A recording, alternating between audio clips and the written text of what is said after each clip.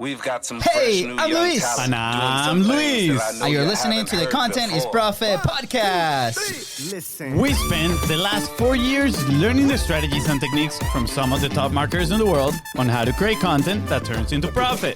If you'd like to learn more how to turn that content into profit, go to contentisprofit.com. Yeah. Oh yeah, you know what to do. Go to Content is Profit right now, guys. That's right. And today, Ooh, incredible tell me. topic. Incredible. How to leverage other people's platforms to grow your business. This is so good. What? This is so good because we always talk about your own platform, but this is like about others people's platform. Is like marriage made in heaven. That's so good. It is absolutely fantastic. Fonzie, I have a question. And I have a question. the expert. Yes, like he is the Yes. person. It's going to be absolutely But amazing. before that, Fonzie, do we have a sponsor today? Indeed, we Yes. do have a sponsor.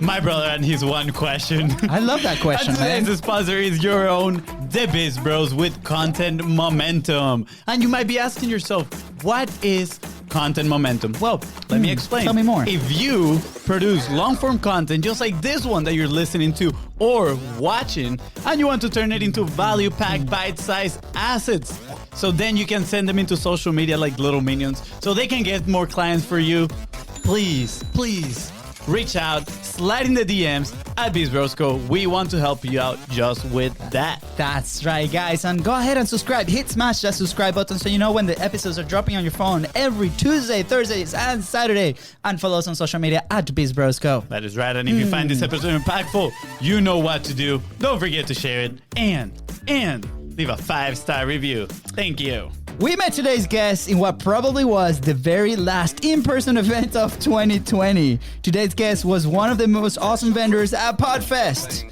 His value-first approach immediately grabbed our attention. He handed us his book and shared how they help podcasters and entrepreneurs. Let me tell you, out of all the vendors that were there that day, he's the one and only... Hold on. He is one of the only two who we still remember. He knew how to make an impression. Good job. I actually warned him about that line. I'm like, this line might be a little tough to read. I got but it. It's I got absolutely it. right. He's actually one of the only two that we remember. From the very beginning, we knew his business was genius. They personally introduced thought leaders to millions of ideal people they could serve for the betterment of all. You thought Stephen Covey was genius with his win-win approach to life? Think about that, guys. Today's guest, he took this to a whole different level. I think it's like win, and another win. Not only that, but his book, Podcast Guest Profits, is the Bible of podcast guesting. And if you have any doubts about that, go and listen to all 1,200 podcasts he has been on. Yes, 1,200. Absolutely mind-blowing. How does he do it? Well, that's what we're here to figure out today. Please welcome owner of the highest rated podcast booking agency, Interview Valet, author of Podcast Guest Profits, and probably the person that has been in the most podcasts ever, Mr. Tom Schwab!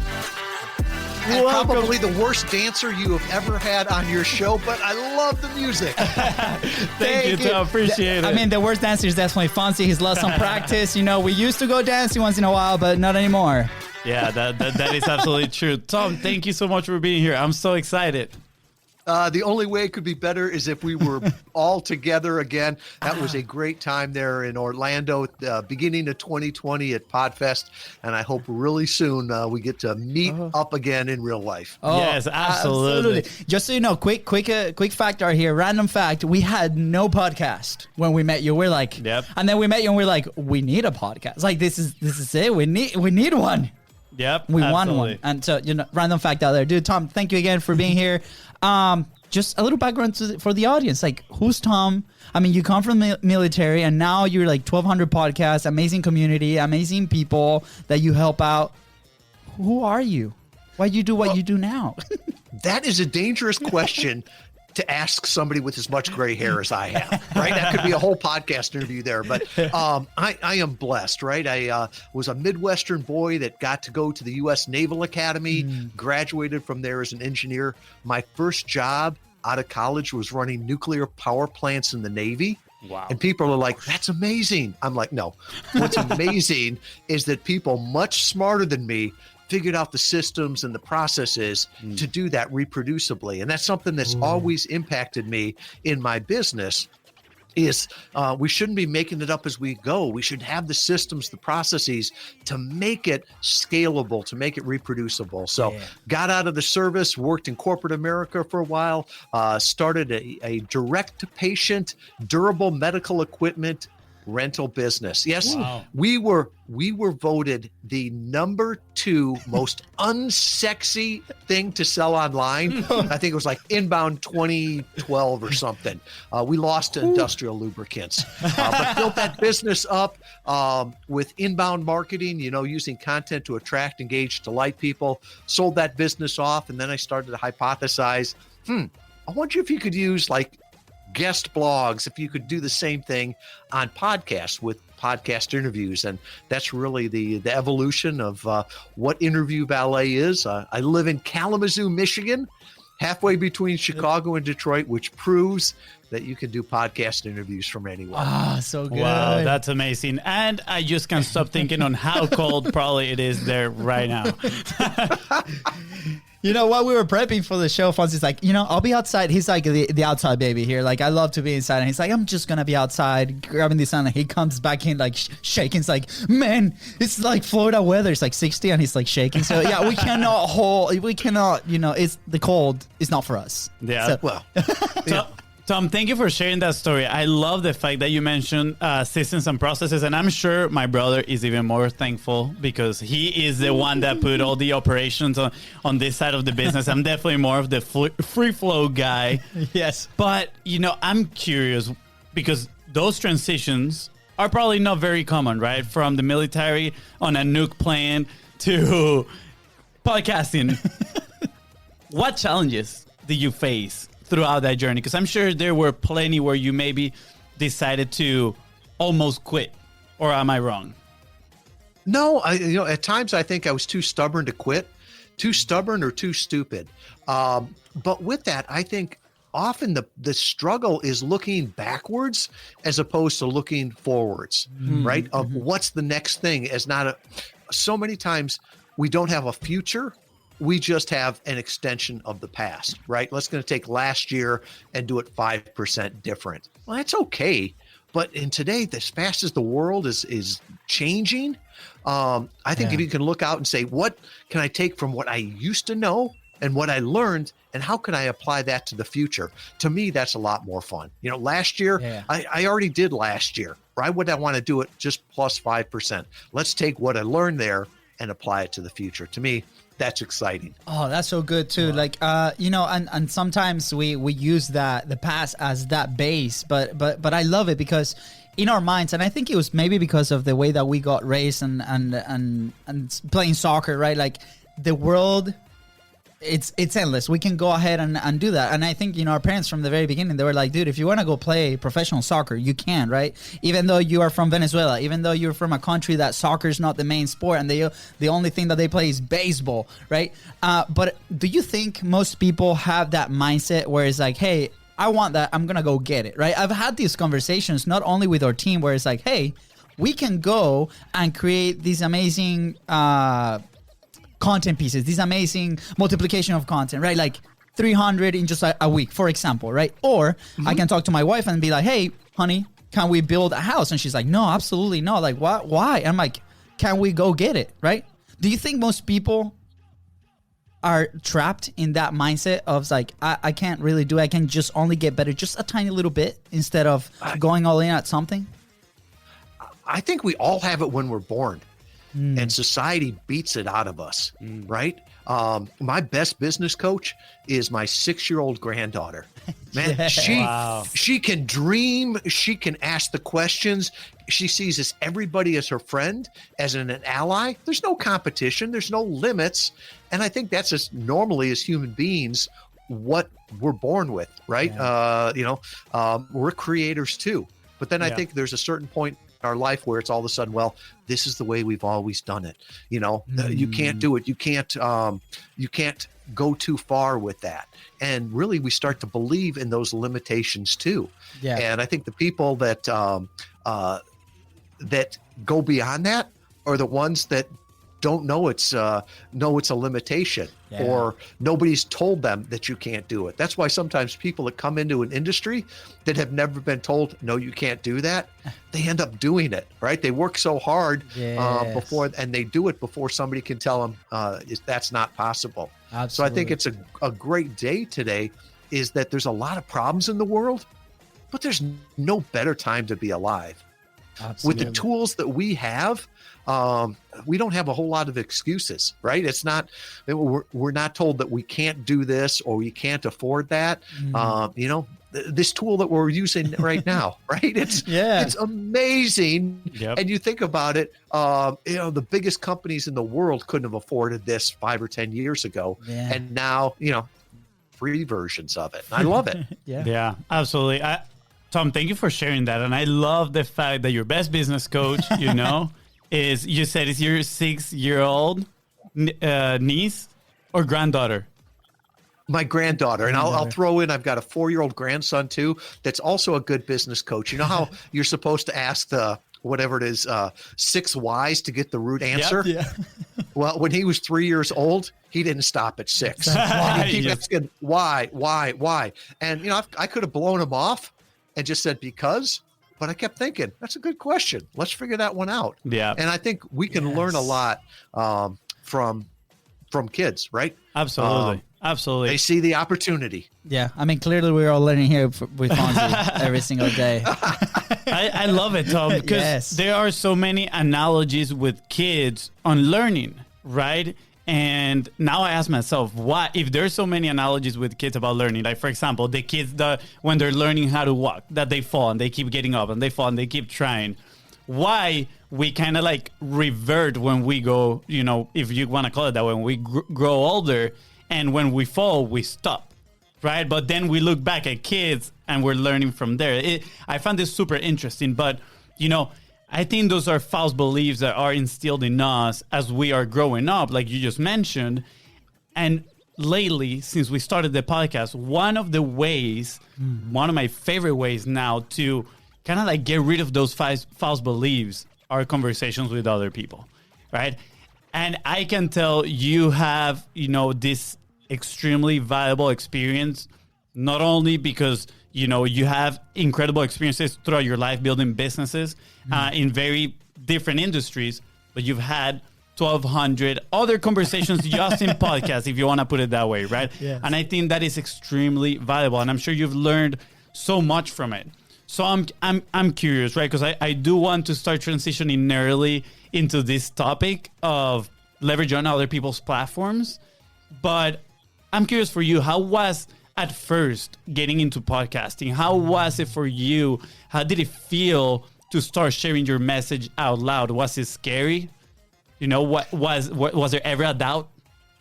Oh, I think whenever you start something new, it's scary, right? From riding a bike to jumping out of a plane to starting your own podcast. And I always say the first time you do it is probably going to be the worst time you do it. So yes, my first podcast interviews, it was like getting up on stage. I remember the first time. It was like, I didn't know if I wanted to cancel or puke or do both, right? But you get used to it. And I think the other thing is this is, back in 2014. So it was a little bit newer, now in 2020. Yeah. We've all been used to being on camera. I mean, even my dog, when he walks into the camera. Love it. We have a surprise guest. We're used to being on camera. So I don't think it's as intimidating, say, as getting up on a stage. But yeah, it's like the first time you hear yourself, it's a little bit weird. The first time you see yourself on video, it's a little bit weird. Just get over it is the way I look at it. I love it. I mean, the first time I heard my voice, from this mic, I was like, oh, damn, you sound so sexy. I mean, I'm not going to lie. I was very surprised, but then my wife didn't like it. So she's like, I'm not going to listen to your show. So I'm like, I cannot win. It is funny. It is funny, Tom, because a lot of people are like, I don't like hearing my voice. Right. And we were actually listening to one of the episodes that you sent us, and you were talking about having a good mic and sending a good mic to the people that work with you, actually, which is it's pretty key. And now that my brother says this, I feel like every single time I hear someone saying I don't like my voice is because maybe they haven't recorded from from a decent mic, right?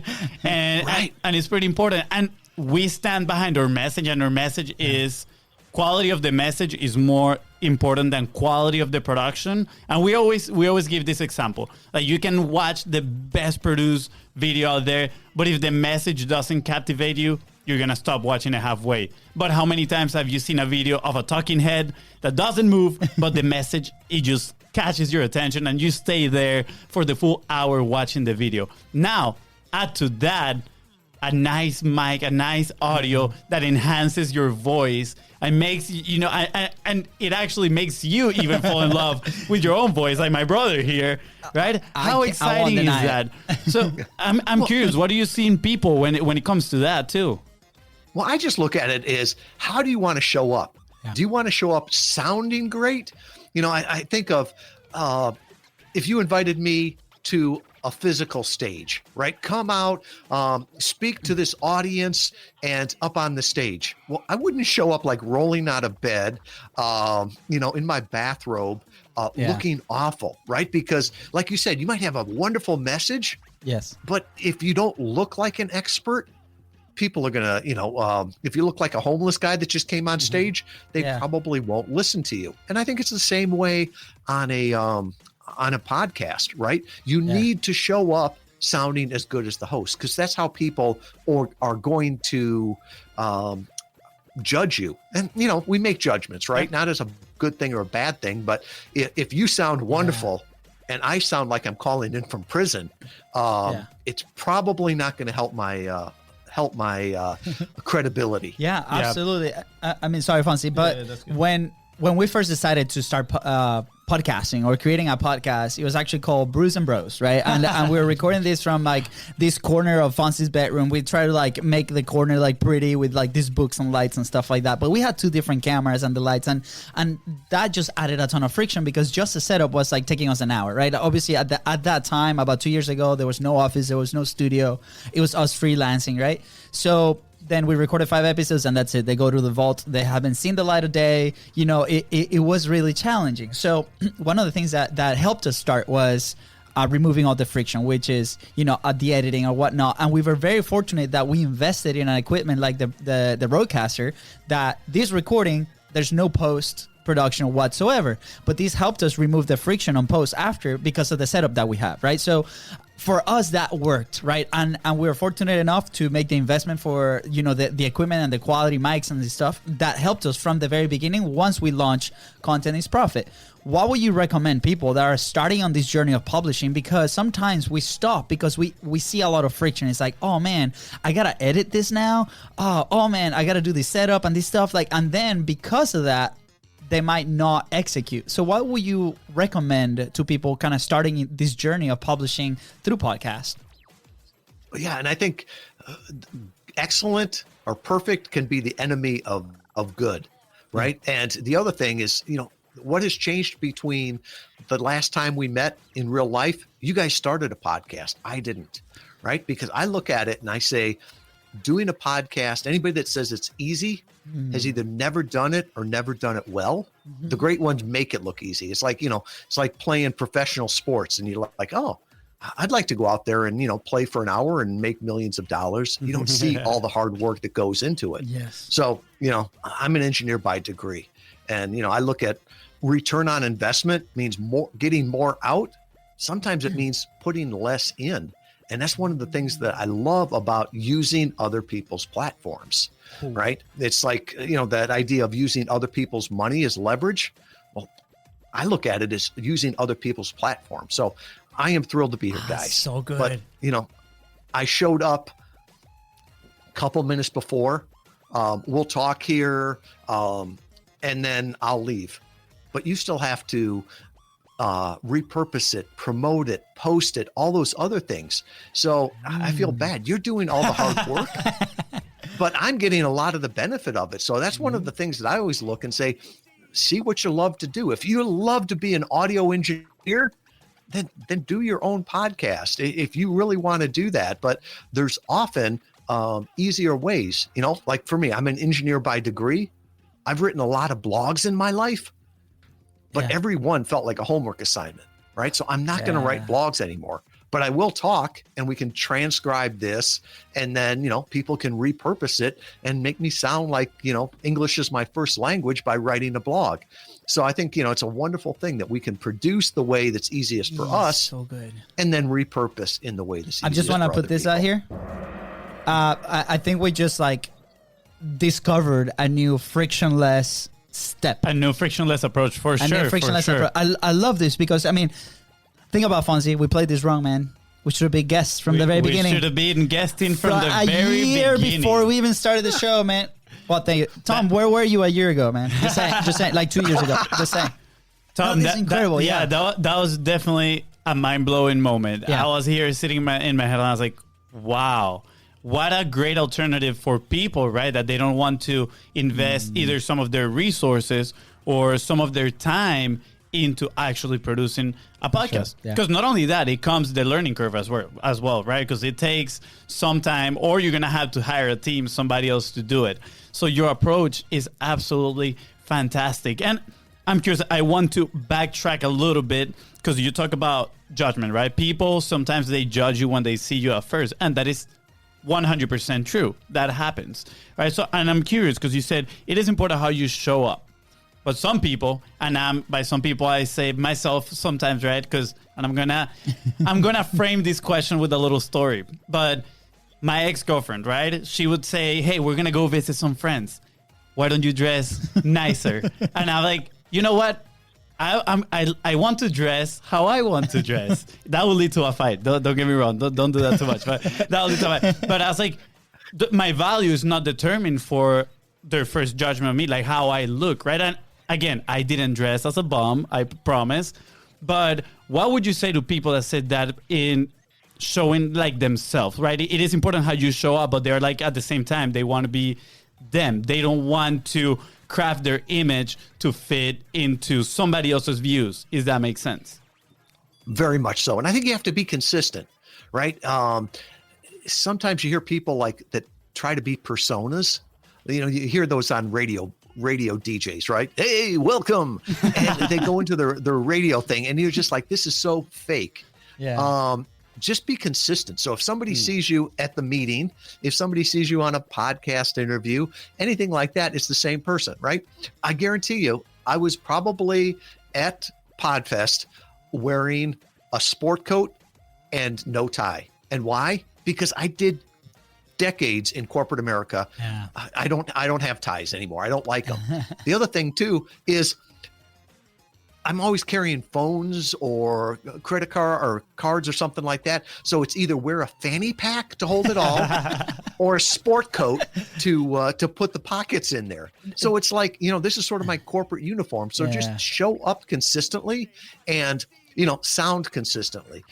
People, it's so easy to Google somebody and find them on different platforms.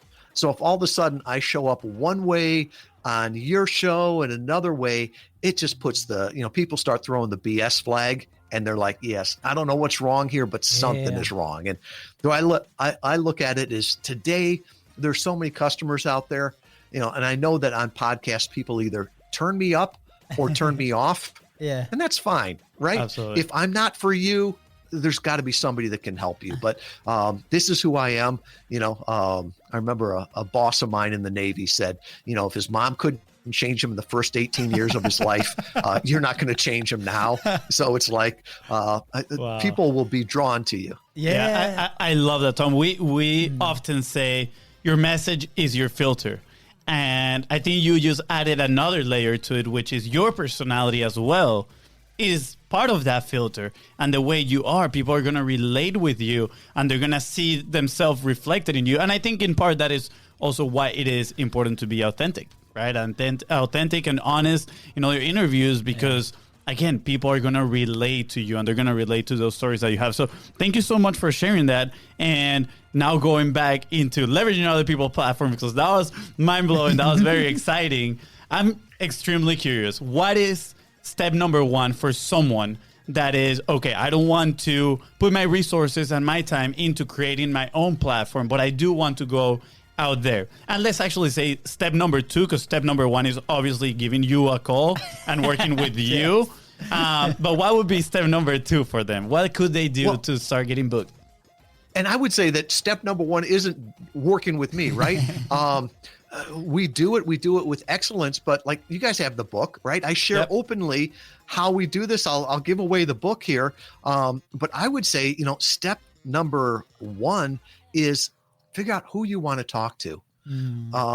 Who's your ideal audience? I can remember somebody came to us and they wanted to talk to C-level executives of publicly traded companies. And they said, yeah, I'd like to be on this podcast. And it was a great podcast. But the host started every podcast with, yo, yo, yo. I'm like, do you think C-level executives are listening to that? He goes, no, but I listened to it. It's a great podcast. And I'm like, yes, it is. But it's like, that's not where your customers are. Yeah. It'd be like fishing for sharks in a swimming pool, right? It's water, but you're not going to find what you want there. So I think the biggest thing is to find out who you want to talk to. Bigger is not better. Better is better. And, if you can find the right audience, what's that old line? You can't say enough of the wrong things to the right people or the right things to the wrong people. And there's 1.7 million podcasts right now. You don't have time to go on all of them and check them out. So really, the first thing is, where are the people that I want to talk to? Wow. Look. Wait, real quick. I'm sorry for interrupting here, but Tom, I think you might be the first person to go in all 1.7 million podcasts on this pace that you have. At the pace, with the 1,200 podcasts that you've been on. You might be the first one. Who knows? I know, man. Talk about, shortening that curve. Yeah. Dude, I love it. And, it's so similar, right? Like we often talk with the people that we help to. They're like, hey, I want to sell stuff. Like I want to promote it to all of these people, right? And we're like, okay, where are the people that actually buy from you, right? Like, and we have this example that is with a fitness studio, right? And this fitness studio is kind of a little bit of a higher end. The memberships is more than $100. It's not for everybody, right? And they were trying to sell the membership or convince people that were buying dollar slices next door. Right? That might not be your customer. And they're like, well, we're getting 50 leads. Yeah, because you bought them a pizza, but they don't. Not necessarily they're going to come work out, because some people might need it, but they might not want it, right? So then it's like, let's go to a different fitness studio, similar price point.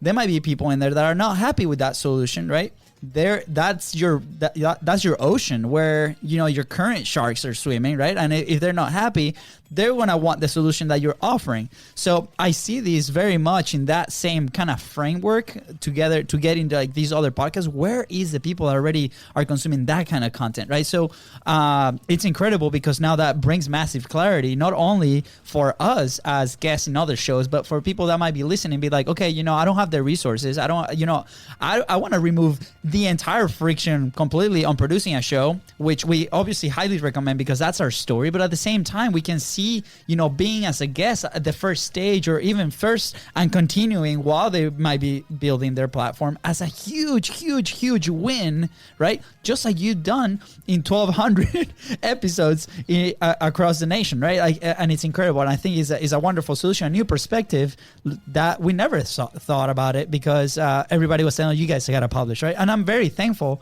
that this was the road that we took, but at the same time, there's other possibilities too. So you got to find what works for you at the time, right? Incredible. And I don't think it's an either or. Yeah. I think it can be both, right? Absolutely. If you want to nurture your current customers, your current leads, having your own podcast is a great way to do it. But to actually go out and find new leads, to find new customers, that's where podcast guesting comes in there. Ooh. And often people will say, which should I do? Either or. It's like, well, it's like Uber, right? Should I be an Uber driver or an Uber passenger? It's the same platform, but it's different goals. So I think it's just really focusing on what are you trying to do with this. Yeah. I love that. Same platform, but different goals. That is very interesting. Fonzie definitely tried the Uber driver thing and for one day on a Florida-Georgia game, and he was like, never again I'll drive an Uber. Yes, I don't know if you're familiar with the Florida-Georgia game here in Jacksonville, but it gets a little crazy. Some horror stories on Uber. We can definitely leave those for another episode.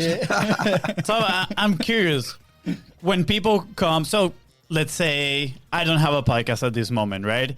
and I decide to go out there and be a guest in many other podcasts. And I know already which ones I want to be on. I know where my future clients are listening. So I go and do an outreach. What are the common challenges that you see on these people trying to book these appointments? Because I can definitely see as an objection, hey, you don't have a podcast. How do I know if you are actually going to be an expert on what you're talking about?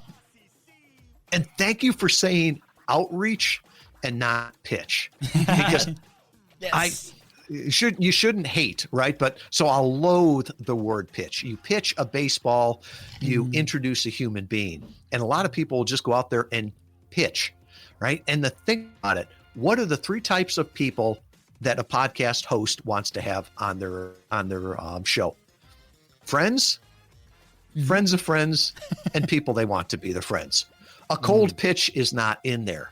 So really think about, okay, well, how could I do this? If I know them already, all right, that's an easy one. That's the friends. It could be friends of friends. And really, that's where we come in. We've got relationships with over 3,500 podcasters. We've been doing it for 6 years, over 20,000 interviews. So we've got those relationships. And then the last one is presenting yourself as someone they'd like to be friends with. And, you know, I love how Gary Vaynerchuk talks about, what is it, jab, jab, jab, jab, right hook. I probably missed a couple jabs in there. I look at it as serve, serve, serve, serve, ask, right? So if it's just a cold pitch and it's like, I want to be on your podcast to sell my stuff, nobody's going to say that yes to that, right? But if you listen to the podcast, leave a rating and review, right? We're all vain. We all listen for our own name. So every podcast host will read your rating and review. Follow them on social media. Share some of their content, comment on it, right? Show them, you know, serve, serve, serve. Then reach out to them and say, you know, I love the show. I've really appreciated this episode. I think I could offer your audience some value by sharing this, right? So you're serving. If you keep doing that, people will ask you to be on the show. So from that standpoint, come at it from, you know, I always say relationships are the ultimate currency. Start building a relationship with them. Don't just try to use and abuse their audience. Wow, that's incredible.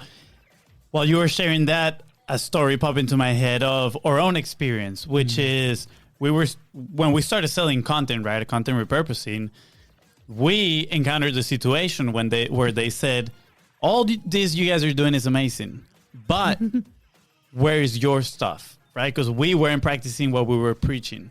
And the point that I want to make is that you, Tom, and your company are the prime example of practicing what you preach. Because as you were telling this story, I was like, wow, that is incredible. Because, you know, we were in a call in a previous call before this podcast. We got to know each other, and it was great. And guess what? A few weeks later, I get an email from one of your team members, and she's like, hey, I know Tom is going to your podcast. Also, I have a few recommendations of people that I would love to make an introduction with that they might be a great fit for your podcast. And we are looking for guests in our podcast. So guess what? I looked into the sheet of paper that the one sheet of paper that she sent with the information. I was like, that is great. That is so I would really appreciate an introduction. Thank you so much. And like you said, those relationships is the ultimate currency, and you're 100%. We can, you know, put more emphasis into this, but benefit number one for us is starting the podcasting platform was building those relationships. So when you can even take that to another level and now build relationships while being in other people's podcasts, you're just elevating your strategy overall. And with that, it does come business growth. It's incredible. At the end, and I think that, you know, you touched on this, but it's about being a good human being, right? Like, it's like, look, I I'm gonna serve you, right? Like I have something that might help you and your audience, right? But at the same time, it's like how else can I elevate this relationship? How else can I help you? I mean, you guys reaching out and sending that. I mean, we never asked you for that, right? Like, and that was like incredible. We're never ever gonna forget that. You know, whatever we book the interviews, or if we don't end up doing the interviews, we're never gonna forget it. And that's gonna be a massive like it's a really good experience. Like it was like a feel good moment. Not like it was a feel good moment. Because nobody ever did that for us, right? Like, and it's like, hey, you know, let me send you that book. Let me send you this other information. Let me put you in contact with this other person.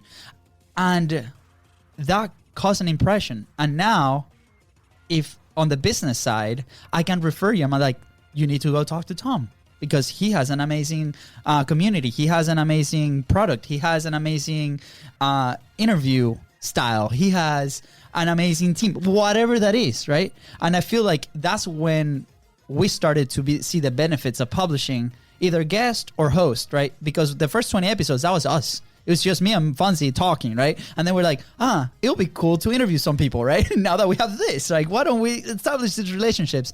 And as soon as we start interviewing people, the relationships start to flourish. And it came from we were operating from a place of not need anymore, because before the show, we were operating from a place of need. Now we don't have the need. Now we're developing these relationships, and everything exploded. Everything exploded. So if you now implement what you're telling us, what you're teaching us here today, it's just gonna be an amazing experience. I can't wait. Now, like I got the feel goods, Tom. I'm just saying. Yeah, Tom. I don't know if you noticed that I've been taking some notes in here, and I wrote down that actually introductions are even more powerful than outreach, right?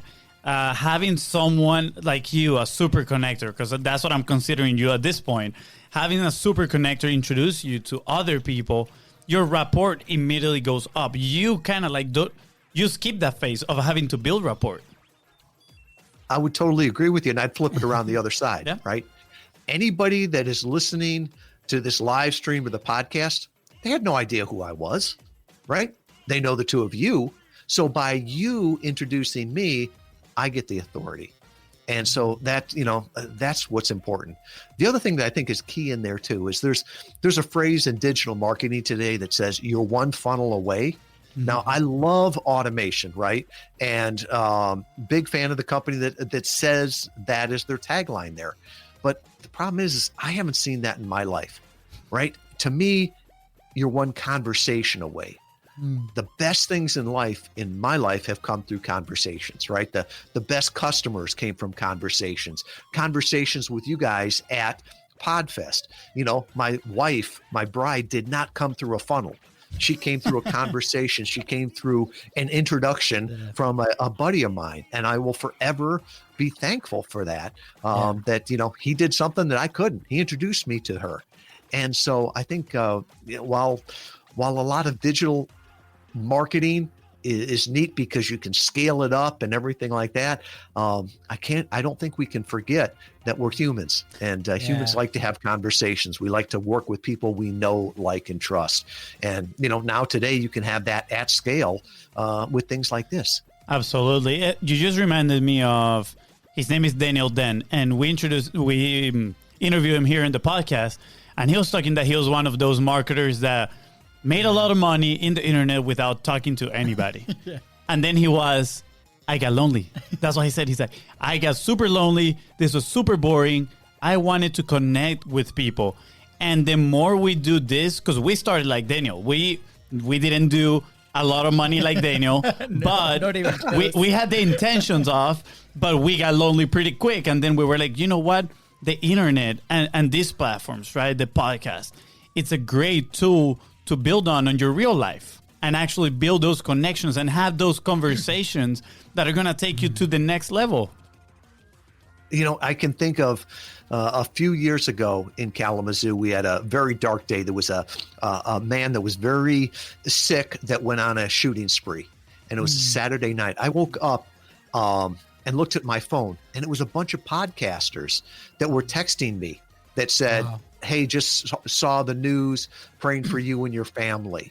And I'm scrolling through this on a Sunday morning going, wonder what they're talking about. I walked downstairs and my bride, tells me that, there was somebody that went on a shooting spree. Yeah. These were people that I had never met in real life, but they heard the news, they heard Kalamazoo, and they thought, hey, Tom's from there. Let me check in on him.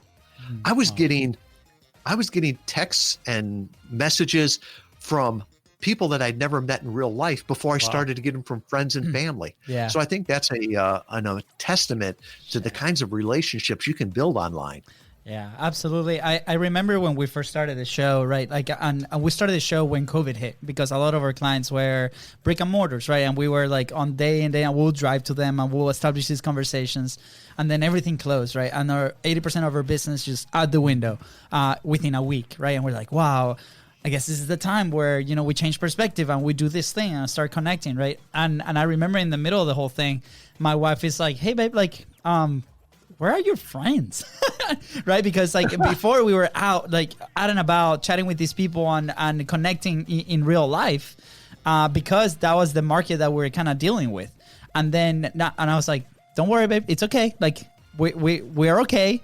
All my friends are now online, and we've been developing these amazing relationships, right? Either they end up doing business with us or not. It's still really good relationships. Like, for example, Mary Hyatt, the person that introduced us to you, she's like, oh my God, you guys have to come to Nashville. Here's my Airbnb. Like, let's hang out. And we're like, and then Nate is a good friend of hers who's there. He's been on the show too, Nate Freitas. Yeah, he introduced us to Mary. And then Mary to you. And like, it's incredible. And just like that, we've been able to connect with amazing people all around the world, right?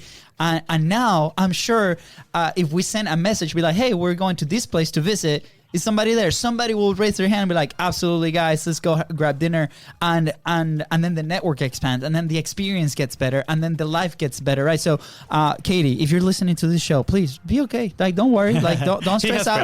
Friends. We have friends. But that's the testament, right? Like, this online tool allows us to connect with so many people. We're just chatting with Sergio, who's in Colombia, living in Italy, right? Helping amazing entrepreneurs in South America. Wow, what an amazing time to start connecting and creating these amazing relationships all over the place. So what you do, Tom, is amazing. Thank you for the value that you provide, and for opening our eyes that it's not only like you don't need your own platform. You can also go and develop these amazing relationships even though you don't have your own platform. Yeah, absolutely. And I've noticed the more relationships we build, the more our business grows as well.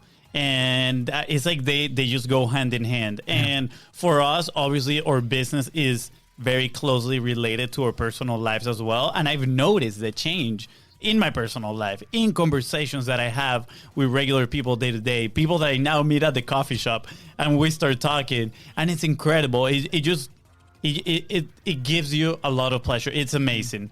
So, Tom, we're almost getting to the end here, but I'm very curious for those people that might be wondering, they know they can provide value, and they just have that little fear of asking, right? Because that is a big fear of being rejected. How can they move past that ask and don't really, how can they take that leap of faith and take their chances? Because at the end of the day, if we don't ask, nothing is going to happen. Yeah, and one of the things is, start off with a small ask. Don't start with asking Joe Rogan, hey, can I be on your podcast?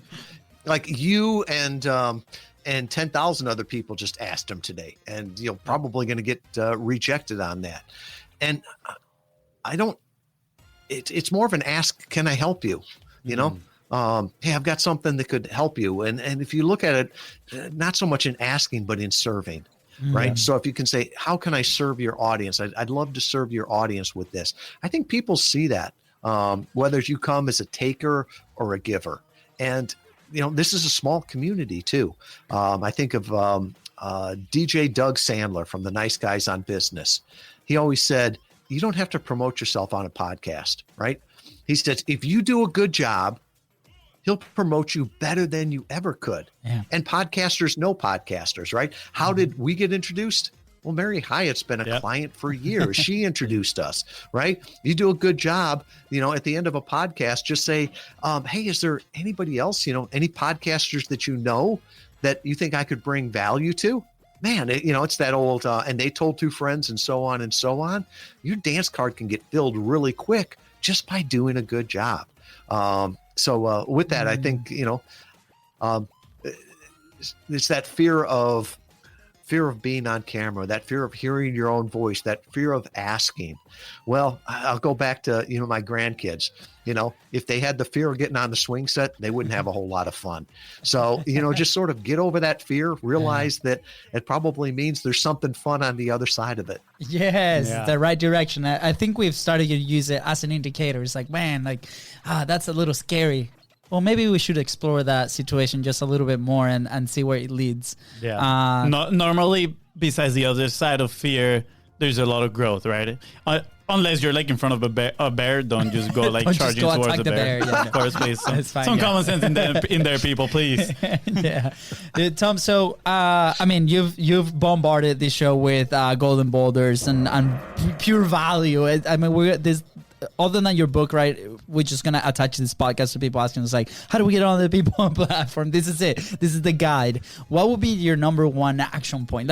What's your to-go action for people trying to start this game?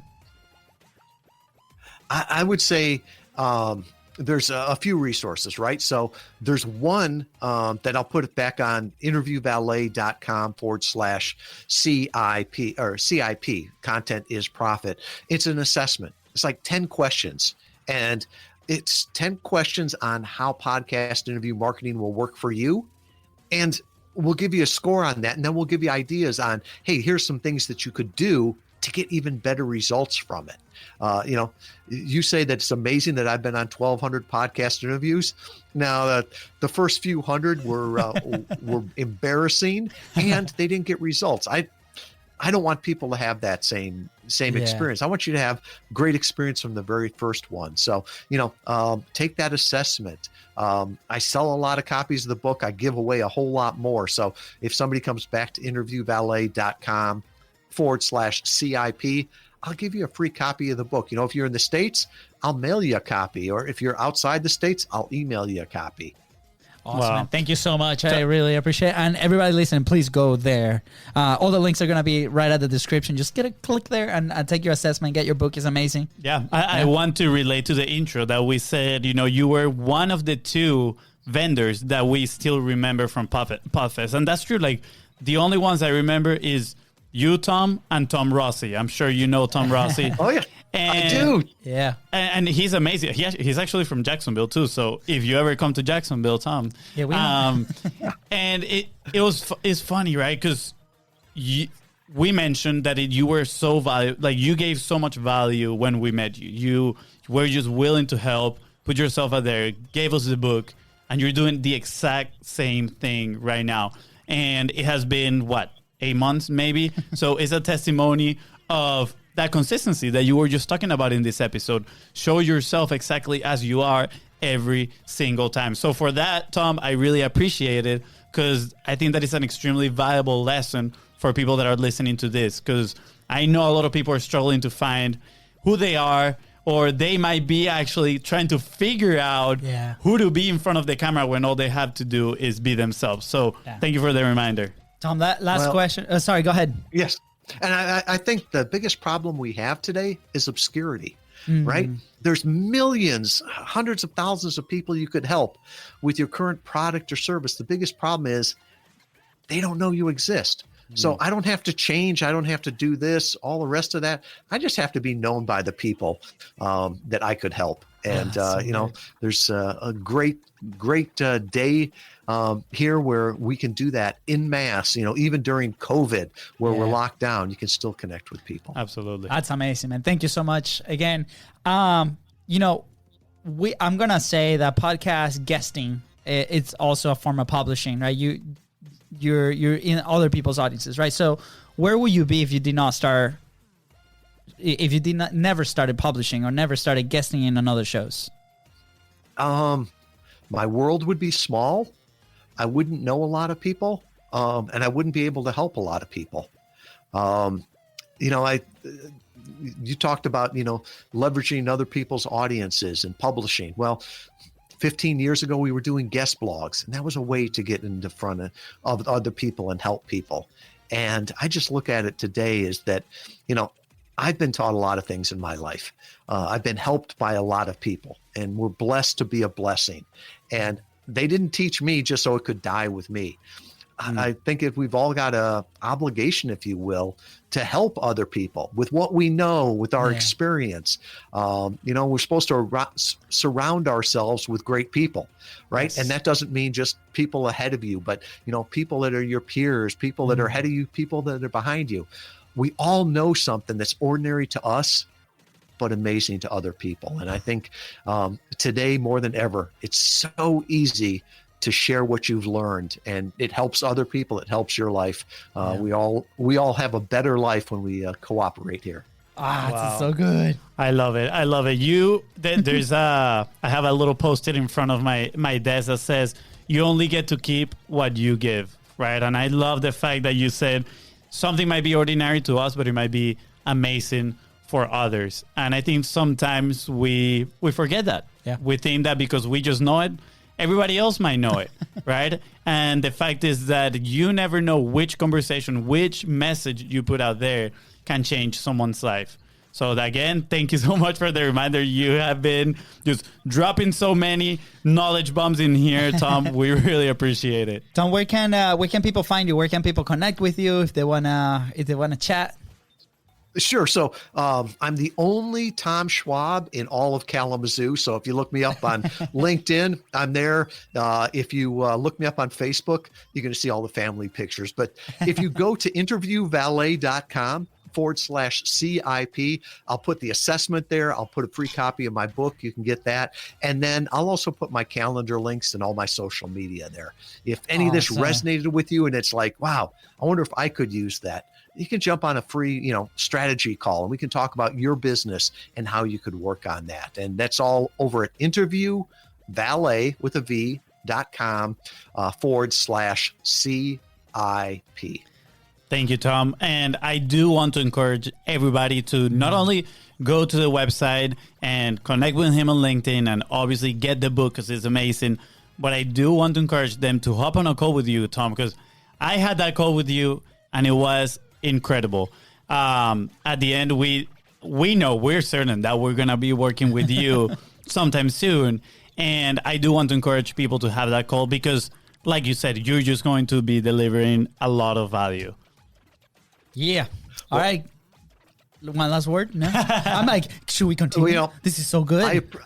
I appreciate you guys and all that you do. Like I said before, anybody that says doing a show is easy or easy has never done it or never done it well. So thank you for all the work that you do and put into this. And I'm going to put the plug out there, right? So if you enjoy this, leave them a rating and review. That's how other people find out about it. And, talk about, what's ordinary to you is amazing to others. If you're listening to the show, it's ordinary to you, but there's a lot of people that it could help. So just take a few minutes and leave a rating and review. Thank you so much. Thank you, Tom. Thank you. And with that being said, guys, thank you so much for tuning into the Contents Profit podcast. Go ahead and subscribe, smash the subscribe button, and follow us on social media at BizBrosCo. That is right. And if you find this episode impactful, which I am sure you did, go connect with Tom right now. Woo! And don't forget to share it and leave a 5-star review. Thank you. Bye, guys.